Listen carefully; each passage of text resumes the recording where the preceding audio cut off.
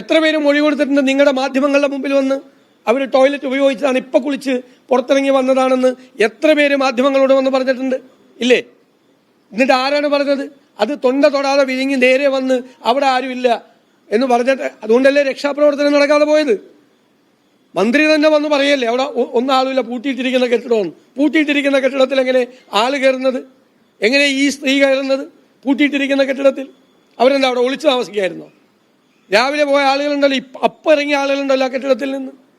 അപ്പം കിട്ടിയ തെറ്റായ വിവരം വെച്ചുകൊണ്ട് ആ രക്ഷാപ്രവർത്തനത്തെ അവരില്ലാതാക്കി. ഏത് സംഭവം ഉണ്ടായാലും അവിടെ മന്ത്രിമാരല്ല, അവിടെ അപ്പം തന്നെ ഒരു രക്ഷാപ്രവർത്തനം നടക്കും. ഏത് തരത്തിലാണ്? കെട്ടിടം ഇടിഞ്ഞു വീണാൽ അതിൻ്റെതായ രീതിയിൽ നടക്കണ്ടേ? ആളെന്താ ഇല്ലെന്ന് പരിശോധിക്കണ്ടേ? ആള് മിസ്സിംഗ് ആണെന്ന് അന്വേഷിക്കണ്ടേ? ആള് മിസ്സിംഗ് ആണെന്ന് അറിഞ്ഞിട്ടും രക്ഷാപ്രവർത്തനം നടത്തിയില്ല. എത്ര മണിക്കൂർ കഴിഞ്ഞിട്ടാണ് നടത്തിയത്? ഇത് ഗുരുതരമായ തെറ്റാണ്. ഒരു കാരണവശാലും ന്യായീകരിക്കാൻ പറ്റില്ല.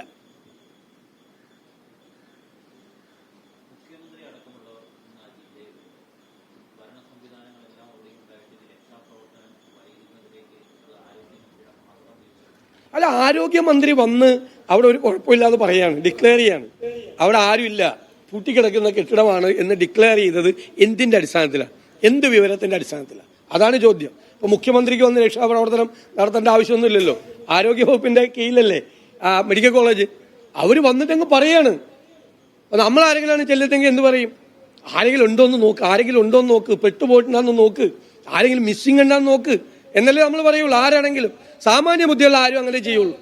ഒരു അപകടം നടന്നാൽ പറയും, ദൈവമേ നോക്ക്, ആരെങ്കിലും ഉണ്ടോന്ന് നോക്ക് എന്നല്ലേ പറയുള്ളൂ.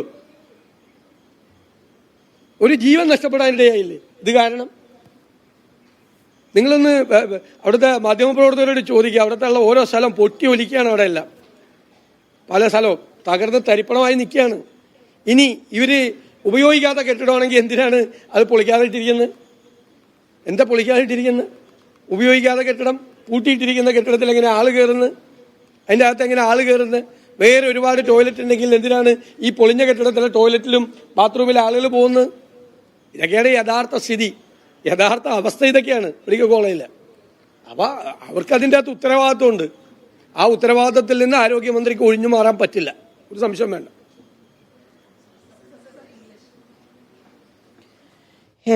മന്ത്രി വീണ ജോർജിന്റെ രാജിക്ക് അപ്പുറത്തേക്ക് പ്രതിപക്ഷ നേതാവിന് മറ്റ് ആവശ്യങ്ങളില്ല. രാജി ആവശ്യപ്പെടുകയാണ് പ്രതിപക്ഷം. വലിയ പ്രതിഷേധത്തിലേക്ക് പ്രതിപക്ഷം കടക്കുകയാണ്. രക്ഷാപ്രവർത്തനം വൈകിപ്പിച്ചു എന്നുള്ള യാഥാർത്ഥ്യമാണ്. നേരത്തെ ആരോഗ്യമന്ത്രിയും മന്ത്രി വി എൻ വാസവനും മാധ്യമങ്ങളോട് സംസാരിച്ചത് മറ്റൊരു കെട്ടിടമുണ്ട് എന്നുള്ള തരത്തിലായിരുന്നു. രാവിലെ ഇത് നിഷേധിച്ചു. അത് മരണത്തിന് കാരണമായി എന്നുള്ള ആരോപണങ്ങളാണ് ഉയരുന്നത്. അവിടെ ആളുണ്ടാകില്ല, ഉപയോഗിക്കാത്ത കെട്ടിടം എന്ന് പറഞ്ഞ് വിടുകയായിരുന്നു. അത് രക്ഷാപ്രവർത്തനത്തിന് തടസ്സമായി. രക്ഷാപ്രവർത്തനം കാലതാമസമുണ്ടായി, അതുകൊണ്ട് മരണപ്പെട്ടു എന്ന ആരോപണത്തിലേക്ക് കാര്യങ്ങൾ കടക്കുന്നു. അപ്പോൾ പ്രതിപക്ഷം ആവശ്യപ്പെടുന്നത് രാജി മാത്രമാണ്. ഇന്ന് രാവിലെ 11 മണിയോടെയാണ് ഈ അപകടം ഉണ്ടായത്. രക്ഷാപ്രവർത്തനം വൈകിയെന്ന ആരോപണം ഉണ്ടാവുന്നത് മണിക്കൂറുകൾക്ക് ശേഷമാണ് ഇവരെ അവിടെ നിന്ന് കണ്ടെത്താൻ സാധിച്ചത്. അതിനുശേഷമാണ് മറ്റ് ചികിത്സ നൽകാനുള്ള ശ്രമം പോലും നൽകിയത്. അത് വലിയ ബുദ്ധിമുട്ടുണ്ടാക്കി. മന്ത്രിയുടെ പ്രതികരണം ആ രക്ഷാപ്രവർത്തനത്തിന് തടസ്സമായെന്നുള്ള ആക്ഷേപങ്ങളാണ് ഉയരുന്നത്. പ്രതിപക്ഷം രാജി ആവശ്യപ്പെടുന്നു. മരണത്തിന്റെ ഉത്തരവാദി ആരോഗ്യമന്ത്രിയാണ്. രക്ഷാപ്രവർത്തനം വൈകിപ്പിച്ചത് മന്ത്രി തന്നെയാണെന്നാണ് പ്രതിപക്ഷ നേതാവ് പ്രതികരിച്ചത്.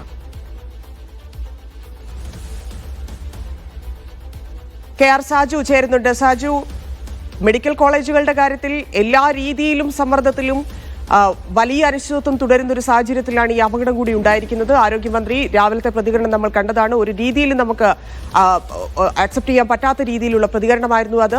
പ്രതിപക്ഷ നേതാവ് ചോദിച്ചതുപോലെ ആരെങ്കിലും ഉണ്ടോ എന്ന് പോലും നോക്കിയില്ല എന്നുള്ളത് രക്ഷാപ്രവർത്തനത്തിന് തടസ്സമായിട്ടുണ്ട് എന്നതും വളരെ വ്യക്തമാണ്. ഇപ്പോൾ പ്രതിപക്ഷം രാജി ആവശ്യവുമായി മുന്നോട്ട് പോകുന്ന തീരുമാനത്തിലാണ്.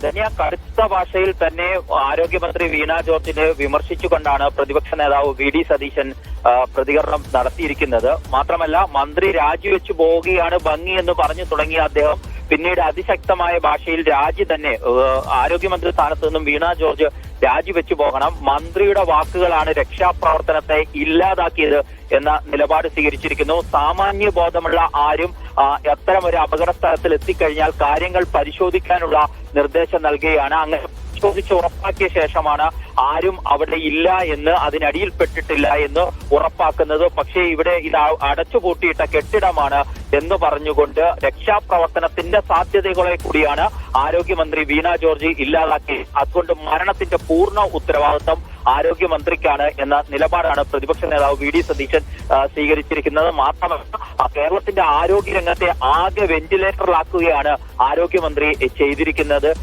എന്ന നിലപാട് കൂടി പ്രതിപക്ഷം സ്വീകരിക്കുന്നുണ്ട്. കാരണം കാരുണ്യ പദ്ധതി, ആദ്രം പദ്ധതി അടക്കമുള്ളവ തകർത്തിരിക്കുന്നു എന്ന നിലപാടാണ് പ്രതിപക്ഷ നേതാവ് ഇന്ന് സ്വീകരിച്ചിരിക്കുന്നത്. അതേ ആരോഗ്യമന്ത്രി തീർത്തും ഇന്നെടുത്ത നിലപാട് ശരിയല്ല. ഒരു അപകട സ്ഥലത്ത് എത്തിക്കഴിഞ്ഞു കഴിഞ്ഞാൽ അവിടെ രക്ഷാപ്രവർത്തനം സാധ്യമാക്കുക എന്ന നടപടിയായിരുന്നു സ്വീകരിക്കേണ്ടത്. പകരം ഇവിടെ ആരുമില്ല എന്ന് മന്ത്രി പറഞ്ഞതോടുകൂടിയാണ് രക്ഷാപ്രവർത്തനത്തിന്റെ സാധ്യത ഇല്ലാതായത്. ആരെങ്കിലും ഉൾപ്പെട്ടിട്ടുണ്ടോ എന്നത് പരിശോധിക്കുകയായിരുന്നു ആദ്യം വേണ്ടിയിരുന്നത്. അത്തരം കാര്യങ്ങൾ ഉണ്ടായില്ല. അത് ആരോഗ്യമന്ത്രി സൃഷ്ടിച്ച വീഴ്ചയും അവസ്ഥയുമാണ് എന്ന ഒരു നിലപാടാണ് പ്രതിപക്ഷം സ്വീകരിച്ചിരിക്കുന്നത്. അതിനാൽ തന്നെ ഇനി ആരോഗ്യമന്ത്രി സ്ഥാനത്ത് വീണ ജോർജ് തുടരരുത് എന്ന ഒരു നിലപാടാണ് പ്രതിപക്ഷം സ്വീകരിച്ചിരിക്കുന്നത്. സ്വാഭാവികമായും പ്രതിപക്ഷ നേതാവിന്റെ ഈ ആവശ്യത്തോടു കൂടി തന്നെ ആരോഗ്യമന്ത്രിക്കെതിരെ പ്രതിഷേധവുമായി കോൺഗ്രസിന്റെ യുവജന വിദ്യാർത്ഥി സംഘടനകൾ രംഗത്തെത്താനുള്ള സാധ്യതകളും ഈ ഘട്ടത്തിൽ കാണുന്നുണ്ട്. കാരണം ആരോഗ്യമന്ത്രിയുടെ രാജി ആവശ്യപ്പെട്ടുകൊണ്ടുള്ള പ്രതിഷേധം ശക്തമാക്കാനുള്ള തീരുമാനമാണ് ഇപ്പോൾ ഉണ്ടാകാൻ പോകുന്നത്. കാരണം നമുക്കറിയാം, തിരുവനന്തപുരം മെഡിക്കൽ കോളേജുമായി ബന്ധപ്പെട്ട് ഡോക്ടർ ഹാരിസ് ചിറക്കലിന്റെ തുറന്നു പറയിച്ചൽ, അതിനോട് സ്വീകരിച്ച സമീപനങ്ങൾ, പിന്നീട് ഹാരിസിനെ തന്നെ തള്ളിക്കൊണ്ട് മുഖ്യമന്ത്രി രംഗത്തെത്തുന്നു. അതിനു പിന്നാലെയാണ് ഇപ്പോൾ കോട്ടയം മെഡിക്കൽ കോളേജിൽ ഒരു അപകടം ഉണ്ടാകുകയും ആ അപകടത്തിൽ ഒരു സ്ത്രീ മരിക്കുന്നതിലേക്ക് കാര്യങ്ങൾ എത്തുകയും ചെയ്തത്. അപകടമുണ്ടായ ഉടൻ എത്തിയ ആരോഗ്യമന്ത്രിയും അതുപോലെ ജില്ലയിൽ നിന്നുള്ള മന്ത്രി കൂടിയായ വി എൻ വാസവനും എടുത്ത സമീപനം ആ കെട്ടിടം പൂർണ്ണമായും അടച്ചിട്ടതാണ്. അതിനാൽ തന്നെ യാതൊരു വിധത്തിലുള്ള പ്രശ്നങ്ങളും ഇല്ലായിരുന്നു എന്നുള്ളതാണ്.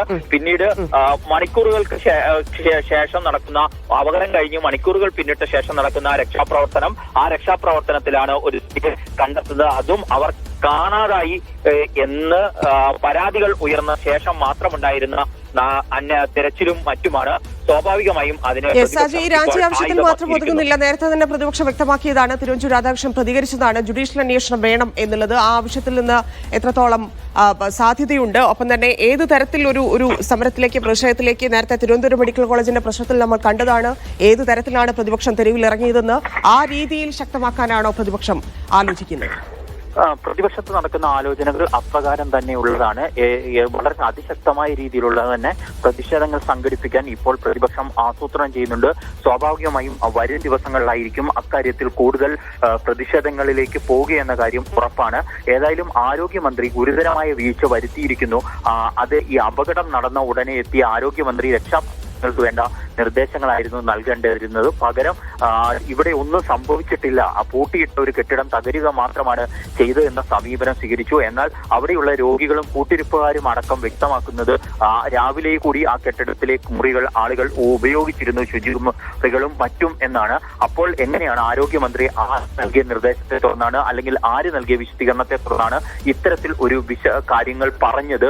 ഇതാണ് അവിടെ രക്ഷാപ്രവർത്തനം നടത്തുന്നതിന് തടസ്സമായത്. രക്ഷാപ്രവർത്തനത്തെ തന്നെ ഇല്ലാതാക്കിയത് എന്ന സമീപനമാണ് പ്രതിപക്ഷം സ്വീകരിക്കുന്നത്.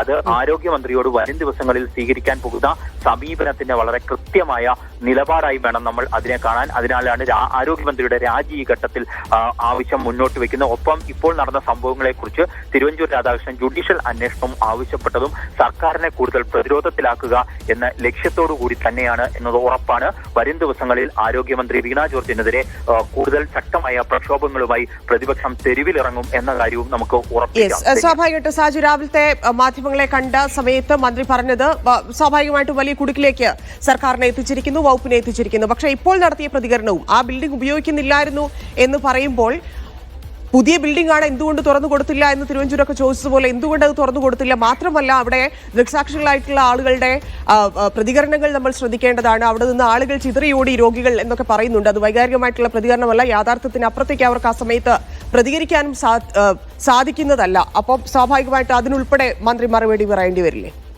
ആരോഗ്യമന്ത്രി ഇന്ന് ആദ്യം നടത്തിയ വിശദീകരണവും രണ്ടാമത് നടത്തിയ വിശദീകരണത്തിലും തെറ്റുകളുണ്ട് എന്ന് നമ്മൾ ആ അപകട സ്ഥലത്ത് എത്തിയ ശേഷമുള്ള അവിടെ ഉണ്ടായിരുന്ന ആളുകളുടെ ആദ്യ പ്രതികരണങ്ങൾ പരിശോധിച്ചാൽ മനസ്സിലാകും. ആരോഗ്യമന്ത്രി പറഞ്ഞത് ഇത് പൂർണ്ണമായും പൂട്ടിയിട്ട കെട്ടിടമാണ്, ഇവിടെ ആരും പ്രവേശിച്ചിട്ടില്ല എന്നൊക്കെ പറയുമ്പോഴും അവിടെ ഉണ്ടായിരുന്നവർ ചിതറി ഓടി എന്നതടക്കമുള്ള കാര്യങ്ങൾ, ഒരു ജീവൻ നഷ്ടപ്പെട്ടിരിക്കുന്നു എന്നത് വളരെ പ്രധാനപ്പെട്ട കാര്യമാണ്. ഒരു അപകടമുണ്ടാകുമ്പോൾ പ്രതിപക്ഷ നേതാവ് ചോദിച്ച ഏറ്റവും പ്രധാനപ്പെട്ട ചോദ്യം എന്ന് പറയുന്നത് തന്നെ, ഒരു അപകടമുണ്ടാകുമ്പോൾ ആ സ്ഥലത്തെത്തുന്ന ആരും, സാമാന്യ ബുദ്ധിയുള്ള ആരും തന്നെ ചോദിക്കുക, ഇവിടെ ആരെങ്കിലും കുടുങ്ങിയിട്ടുണ്ടോ, ഇതിനകം അടിയിൽ എന്തെങ്കിലും ഉണ്ടോ എന്ന് പരിശോധിക്കണം എന്നതടക്കമുള്ള നിർദ്ദേശങ്ങളാണ് മുന്നോട്ട് വെക്കുക. അല്ലാതെ ഇവിടെ ഒന്നും സംഭവിച്ചിട്ടില്ല എന്ന് വരുത്തി തീർക്കാൻ ആദ്യം തന്നെ ഒരു ശ്രമം നടത്തുന്നു എന്നതാണ് അതിന്റെ ഒരു ഇതിനെക്കുറിച്ചാണ് അതെന്തിനു വേണ്ടി നടത്തി എന്നതിനെ കുറിച്ചുള്ള ചോദ്യമാണ് ഉണ്ടായത്. അതുകൊണ്ടാണ് അവിടെ JCB എത്തുന്നത് അടക്കമുള്ളത് വൈകുന്നു, പിന്നീട് പരാതി വരുന്നു, കാണാനില്ല എന്ന് അപ്പോൾ മാത്രം നടത്തുന്ന പരിശോധനയിലാണ് അവരെ കണ്ടെത്തുന്നത്. നേരത്തെ ആ രക്ഷാപ്രവർത്തനം സാധ്യമാക്കാവുന്ന അവസരത്തെ ആരോഗ്യമന്ത്രിയും VN വാസവൻ മന്ത്രിയും ചേർന്നു തടസ്സപ്പെടുത്തുകയാണ് യഥാർത്ഥത്തിൽ ചെയ്തത് എന്ന വാദമാണ് പ്രതിപക്ഷം ഇപ്പോൾ ആരോപണമായി ഉന്നയിച്ചുകൊണ്ടിരിക്കുന്നത്. ധന്യ.